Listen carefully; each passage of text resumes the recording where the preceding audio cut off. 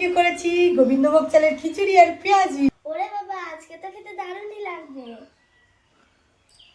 Hello everyone, কেমন আছো? Good morning সবাইকে। আমি শুক্লা চলে এলাম তোমাদের সামনে সুন্দর একটা রান্নার ভিডিও নিয়ে। তোমরা কি জানো কাল রাত থেকে ভীষণ পরিমাণে বৃষ্টি হচ্ছে, সারা রাত ভীষণ বৃষ্টি। চৈত্র মাসে এমন বৃষ্টি হয় কেউ কি দেখেছো?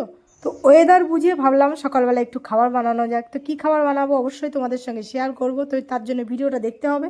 আমি এখানে সবজি কেটে নিয়েছি, গোবিন্দভোগ চাল, ডাল, মুগ ডাল দিয়ে আজকে খিচুড়ি বানাবো। গোবিন্দভোগ চালের সবজি আছে আর পেঁয়াজি হবে গরম গরম, তার জন্য সব রেসিপিগুলো কেটে নিয়েছি। সবজিগুলো সাধারণত অনেকেই হাঁড়িতে বা কড়াতে খিচুড়ি বানায়, কিন্তু আমি প্রেশার কুকারে খিচুড়ি বানাই। তো হাঁড়ি করার চাইতে প্রেশার কুকারে দ্রুত খিচুড়িটা হয়ে যায়, আর একদম নর্মাল খাবার আর হালকা খাবার, একদম মশলা ছাড়া। এখানে কিন্তু আমি কোনো আদা জিরের গুঁড়ো এখানে ব্যবহার করব না। অনেকেই দেয় ধনের গুঁড়ো, আদার গুঁড়ো, জিরে গুঁড়ো, অনেক কিছুই দেয়, কিন্তু আমি সেগুলো দেবো না। সবজিগুলোকে জাস্ট কষিয়ে, চাল ডালকে একসঙ্গে কষিয়ে লবণ হলুদ দিয়ে, হ্যাঁ তোমরা যদি দিতে পারো একটুখানি ঘি দিলেও সেটা খেতে ভালো লাগবে, কিন্তু এখন আমার ঘরে ঘি নেই, তার জন্য ঘি ছাড়াই বানাবো। তবুও সেটা ভালো লাগবে খেতে। হ্যাঁ, কিছু কাঁচা লঙ্কা চেরা দিতে হবে, কারণ কাঁচা লঙ্কাটা দিলে অনেক সময় আস্তে আস্তে লঙ্কা হালকা ঝালও হয়, আবার ওটাকে তুমি যদি মনে করো আমি খাবো না, ফেলে দিতে পারো।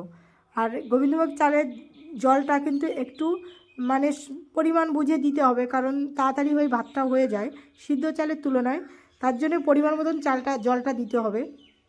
আমার রান্না তোমাদের কেমন লাগে কিন্তু কমেন্টে জানিও। অনেকেই বলে দিদিভাই তোমার রান্নাগুলো খুব ভালো লাগে। তো যাই হোক, যদি ভালো লাগে অবশ্যই ভালো ভালো কমেন্ট করো। প্রেশার কুকারে খিচুড়িটা বানালে কি হয়, গ্যাসটাও তোমার একটু কম পড়ে আর তাড়াতাড়িও হয়ে যায়। আর আমার তো খেতে ভালো লাগে, জানি না কার কেমন লাগে। তো আমি পেঁয়াজির জন্য এখানে একটা আলু আর দুটো পেঁয়াজ আর কিছুটা কাঁচা লঙ্কা একসঙ্গে কেটে রেখেছি, আর এর মধ্যে একটু জল আর একটু বেসন আর একটু চালের গুঁড়ো, ব্যাস। এটা দিয়েই আমি এটাকে ভালো করে মেখে নেব। যেহেতু এখন পেঁয়াজের দাম কম, তো তোমরা যত পারো পেঁয়াজটা খেয়ে নাও বা কিনে রাখো স্টক করে। আমি কদিন আগে 3 কেজি পেঁয়াজ রেখেছিলাম, একজন বাড়িতে এসেছিলো বিক্রি করতে।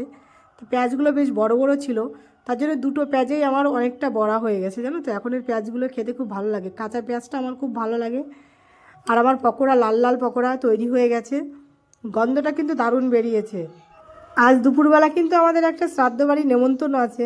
ছেলে বলছে মা আমি যাব না, এইবার না গেলেও সেটা খারাপ দেখা যাবে, তবুও সকালে হালকা কিছু করে নিলাম। তো আমাদের রেডি তো পকোড়া আর খিচুড়িটা কিন্তু কালারটা দেখেই ব্যাস জাস্ট মন ভরে যাচ্ছে, আর গন্ধটাও কিন্তু দারুণ বেরিয়েছে।